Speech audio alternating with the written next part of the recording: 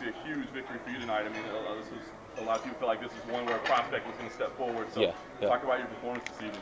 You know, it was good. I wanted to take the fight. Jake's a tough kid. He'll be a top 10 guy someday, so I'll always hold that W over him, even when he's at the top. So that's why I wanted to take the fight. The kid's young. He'll bounce back, and it'll make it even better for me. I think he had said he kind of just picked you to fight. He thought you were the right matchup for him. But did that word get back to you, and what did you think when you heard that? It did after the fight. Somebody just told me that. That's the first time I heard of it. When they approached me with the fight, it was on short notice. I don't really like taking short notice, and they gave me the name, and I said this is somebody that'll be a good fight for me. He's somebody that'll go down swinging. He's somebody that I can finish. He won't just try and ride out an easy decision and lose one. So, I picked the fight. It was perfect for me. So, if he picked it, oh well, his ball. How about the finish? I mean, you had talked about wanting to get that finish, visualizing that finish. How did it feel to get that TKO? Good. Like I said, I was trying to get the finish in the second round. We tweaked up a little. I went on MMA Junkie, and that's what I was, I even broke it down for him. Like, most of these guys, they're ready to go in the third round with me. Maybe 4 or 5 fights. Everybody's ready to go in the third round. I was going to visualize it for the second. We tweaked a little bit in the back room, and I came out of the fight already looking at like it was the second round. So I was already fired up, ready to go. I got that first round out of the bag in the locker room. So I'm making strides. I'm really learning from the game. So it's good. How important was it to get the finish in this fight, especially after your last fight went to a decision? It is what it is, like even the last fight, I showed a lot of good stuff. Even those fights that go long, I show a lot of stuff, I show new things. I'm switching stances. I'm throwing a lot of kicks. I'm sticking the jab. I'm moving. I give somebody new, the people, my opponents, something new to think about. They don't know what I'm going to do. They don't know if I'm going to come out and wrestle. They don't know if I'm going to kickbox, if I'm going to box, So even those fights that go the distance, it's still, things to learn. So it's good. First knockout victory since 2012 for you. Nice to finally get that one under your belt. I know you usually win by submission. Yeah, I was thinking about going for the choke a couple times there, especially when he was flat, but I knew he wasn't going nowhere. I'm one of the toughest guys to deal with when I'm on top, and I knew he wasn't going nowhere. So if he was going to give up the choke, he was going to give it up. But like I said, Jake's, he's got heart, and he was going to go down swinging. He wasn't going to give up the choke. It would have been easy if he just stuck his neck out there, let me choke him, and he go home without no bumps and bruises. But he was going to stick in there to the bitter end. Do you think now that loss is completely behind you, and that was a fluke, and that you proved that was another win tonight? Yeah. I thought that right off the back, I would have liked for this fight to be on Fox Sports too. They put me on Fox. They had me headline the Fight Pass, which I was happy about. But I don't know how many people are even. We don't know how many people are watching them. So, a lot of people got to see that fight. I've proven that it's a fluke. I proved it twice. I proved it before that fight, and I'll prove it again if they give it to me. But right now, I'm looking on the Iaquinta rematch. I think that fight was a fluke. I'm a better fighter than Santos, so really, I'm not even looking forward as revenge.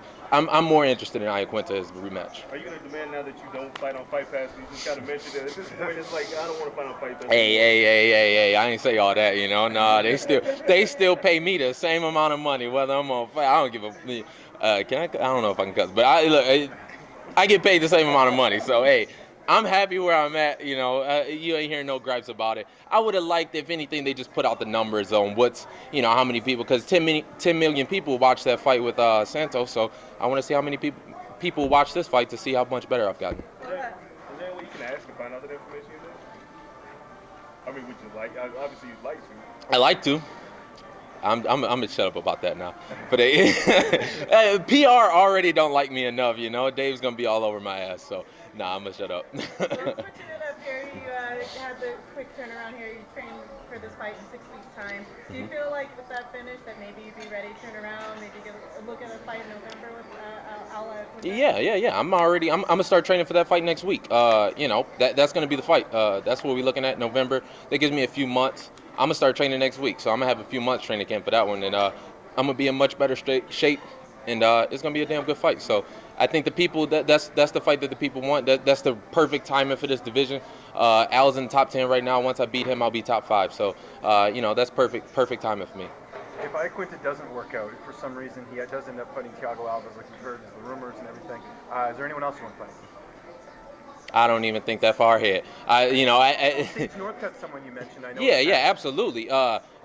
if they offer me that, that's free money, of course. I take that one tomorrow night. If the once he's done kicking his can to the curb, yeah, absolutely. If they offer me Sage, I mean that goes without saying. But I think they're gonna keep the kid away from me for a long time. So I ain't gonna look forward to something that ain't gonna happen. So I'm more interested in Iaquinta rematch. Iaquinta's a real fighter. He's a top 10 guy. Sage is somebody that's just for fun money. So. There's a bit of a debate going on in Australia about Jake Matthews. He's obviously come a long way, but he trains out of his own gym in Australia. I mean, you felt his skills. It looked like he was somewhat competitive in certain grappling exchanges with you. Do you think it might be time for him to maybe come over to America and do some training here? That's hard to say. This is a tough fight for the kid. I'm the most experienced guy. I'm the toughest guy that he's ever fought. He came over here to Vegas. This is his first fight in the U.S. Like I said, he's gonna learn. He's gonna grow from this fight. The kid's tough. He's tough. He's strong. I'll give it to him. He's young. I think somebody has spewed out that he's the youngest signed fighter right now. I was the youngest signed fighter when I got signed 2 years ago, and he's where I was a couple years ago. So he's gonna learn. He's gonna grow. I made the move. I moved over to Las Vegas to get better. Maybe it's time for him to make the move. I don't. I ain't his manager. I don't really give a fuck. So, can I cuss? Sorry. Yeah. I ain't got no. He ain't paying me no percentage. So, Because you guys he's sort of in the same position as you. He's got to deal with this loss. He's got to figure out what he wants to do. He had a lot of people looking at him as a prospect. He's got to go back and deal with that. One piece of advice to him to sort of get through this rough patch. Even though you're not his manager and you don't really have any. Yeah. And like I said before the fight, I did a couple interviews where people were asking me, and I said I'm gonna pick the kid up off the canvas and I'll shake his hand and I'll tell him he's gonna do good. So I'm gonna tell him keep his head up. And invite him maybe over to Extreme Couture for a session. Maybe we can get some sparring rounds in if he pays me. I charge per round, so then maybe I'll give him some advice. He paid me per round. A little percentage. We'll ask how much he makes, and we'll get a percentage out of that. How are you gonna celebrate after a win like this?